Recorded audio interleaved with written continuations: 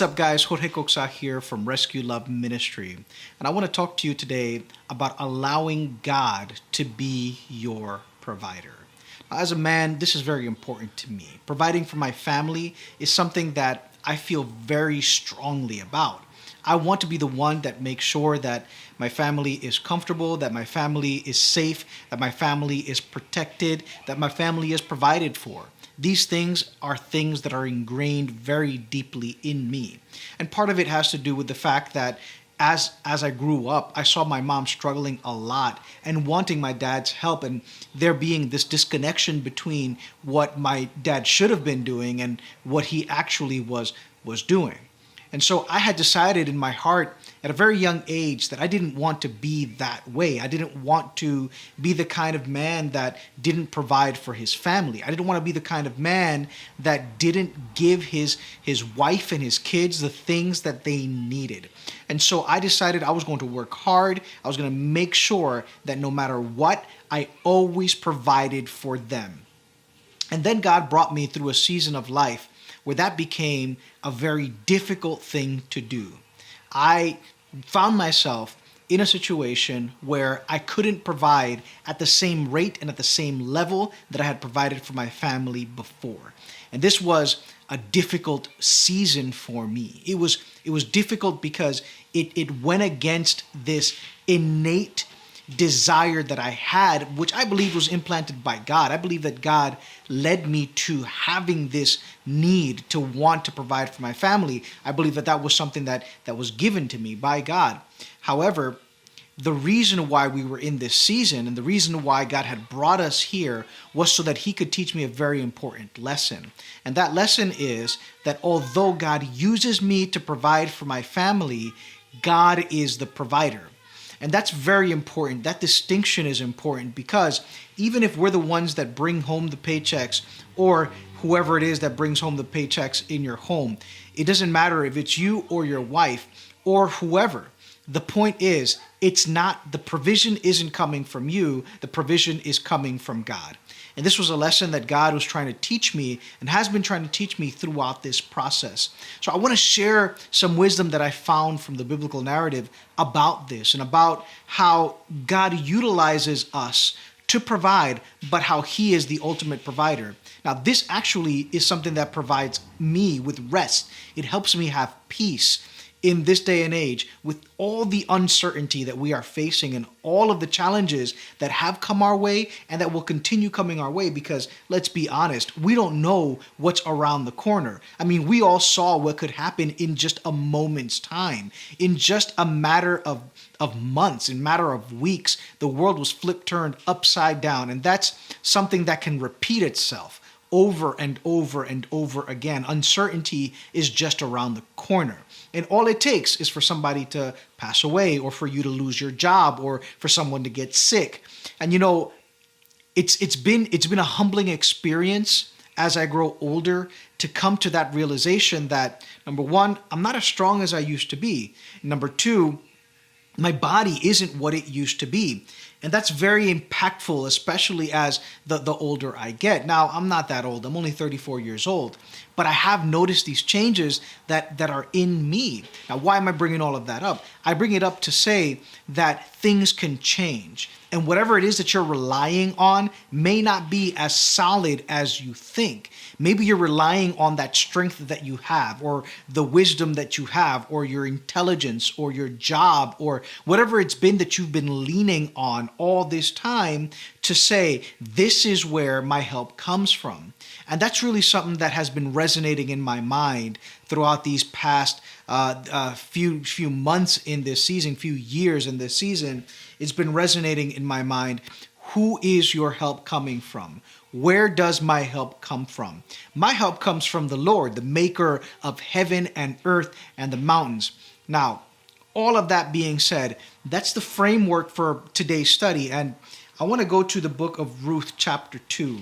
And this is an interesting conversation that Ruth is having with this Christ-like figure named Boaz. And I'll explain why he's a Christ-like figure in a moment. But first, let me give you a little bit of backstory in case you're not familiar with Ruth's story. So Ruth is actually the daughter-in-law of a woman named Naomi.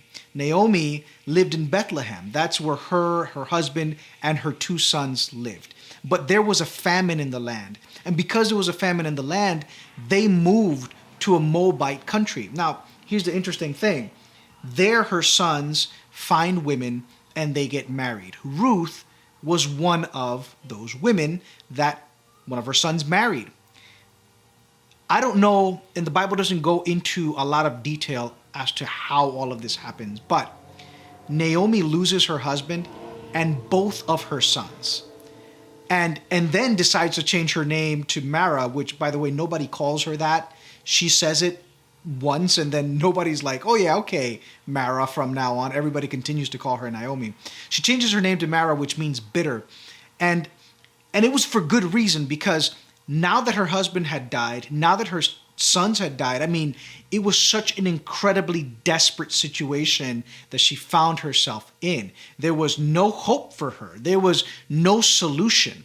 And so all of the trauma, all of the tragedy that had befallen her had caused her to in her bitterness, in her anguish, in her pain, to say, don't call me Mara, don't call me Naomi anymore, call me Mara because of my life, of all of the things that I've experienced. And that's a very interesting thing, because sometimes we choose to allow the labels of what have happened to us define who we are.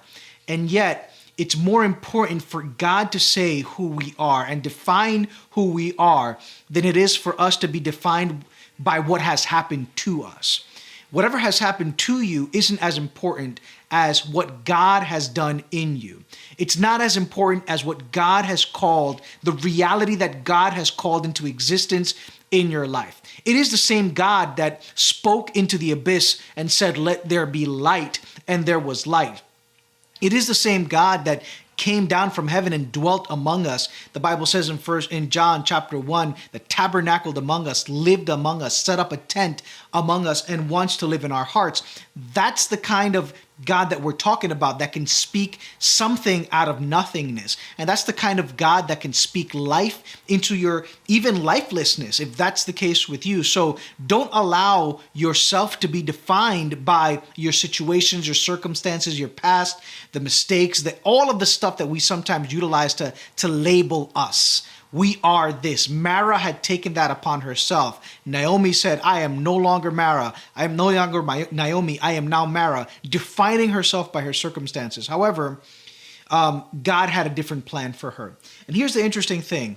Ruth, Mara talks to her, or Naomi rather, speaks to her daughter-in-laws, and then says to them, well, you girls, my sons are dead. I don't have any more sons to give you. You're free to go. Naomi was going to go back to her hometown, to Bethlehem, which, by the way, is the same place that Jesus was born. So she's going back to her hometown, and she tells her daughter-in-laws, I release you. You know, you don't have to come with me. You girls are still young. You can marry someone else. So Ruth decides she is not going to leave Naomi. And she says, no, I'm not leaving you. No matter what, I am not going to leave you. And she says this beautiful phrase that resonates in the biblical narrative. She says, wherever you go, I will go. Your people will be my people. Your God will be my God. It's a powerful statement. And so now she finds herself, after that statement, after that faith statement, she finds herself gleaning wheat from a field. Now, interestingly enough, you know, and I just want to just pause real quick to reflect on that. You know, she made that declaration of faith. She made that decision and that commitment to be with this mother-in-law.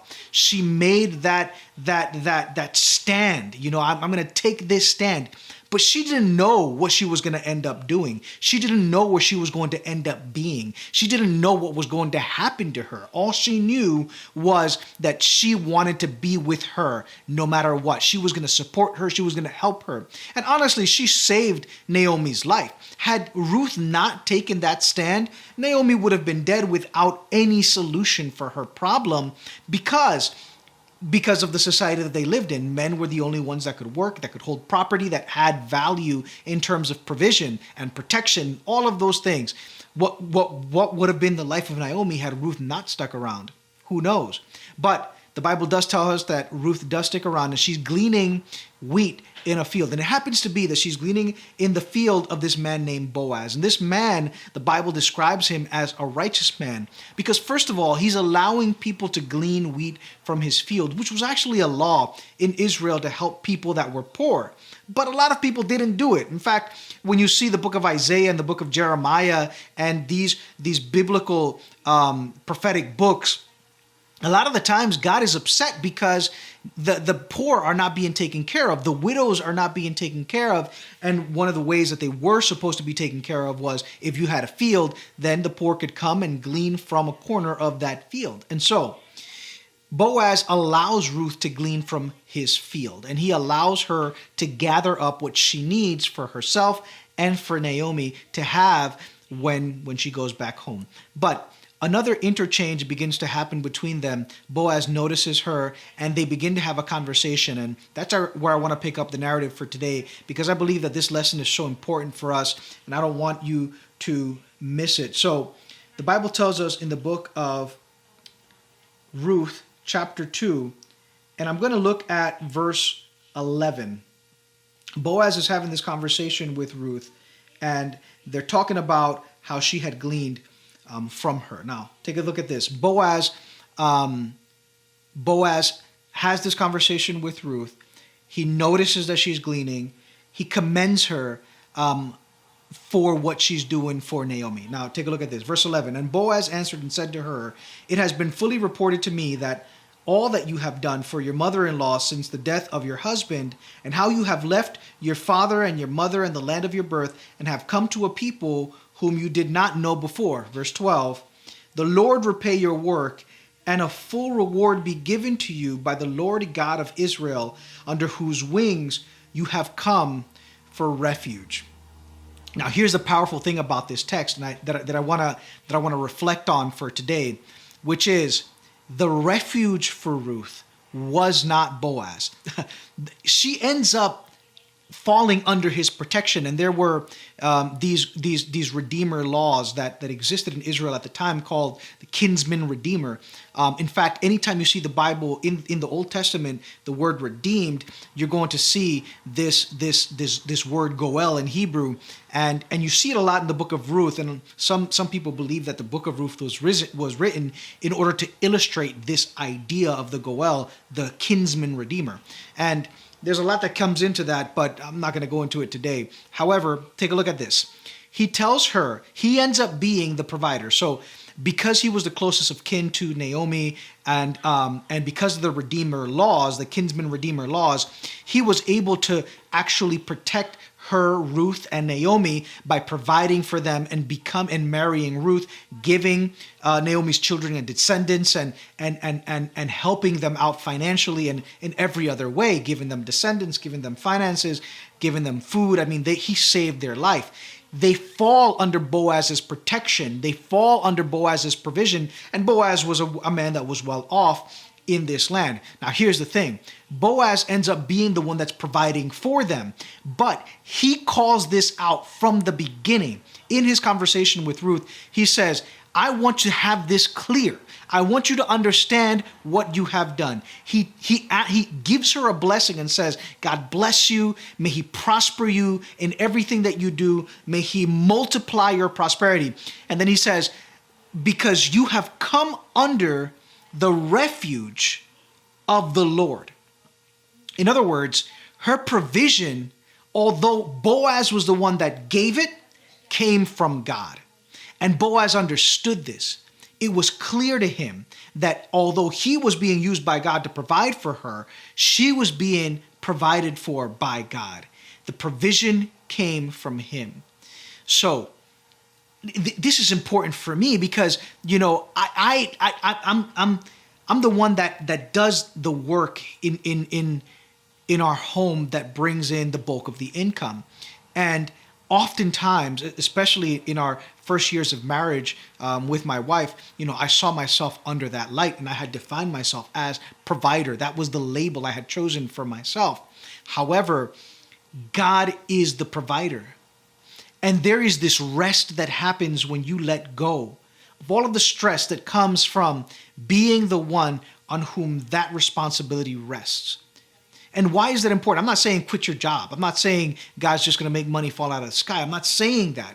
But I am saying that you are invited to rest by God in allowing Him to be the one that supplies the needs of your family, in allowing Him to be the one that you depend on, in allowing His wings to be the ones that provide you refuge, in allowing for it to be His bounty that provides your needs, and recognizing that even if you're the one that brings in the bacon, as they say, that brings home the bread, you're the one that does it. However, God uses you to provide, to refuge, to protect.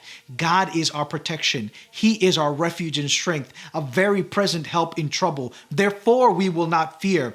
And that text is important because we trust in Him. So no matter what the future brings, no matter if another pandemic comes by in 2022, we know that when we lean on God and depend on God and not on ourselves and our own strength, our own understanding, our job, or our provision, we know that we will be safe because we have depended on a solid foundation. We have placed our feet on solid rock. We have depended on God. So that's my invitation to you. My invitation to you is an invitation to rest. I'm inviting you to rest in the Lord, trusting and believing and knowing that He provides for your family. He provides for your needs. He provides your protection. He gives you what you need because He is good, out of His abundance, out of His love, out of His grace and mercy for you. So I hope this helps. God bless you. Have a wonderful, wonderful rest of the year. Thank you so much for joining us today. We hope you were blessed by the material. We also want to remind you that there are several great ways to make sure you're staying up to date on our content as part of our 360 Legacy Plan. First, subscribe to this channel by clicking subscribe below. You can also download our incredible new app in the Apple App Store and Google Play Store. Just search Legacy Minded Men. And finally, visit our website at legacymindedmen.org for more information on what we believe, upcoming events, and how to join a group. Thanks again for watching.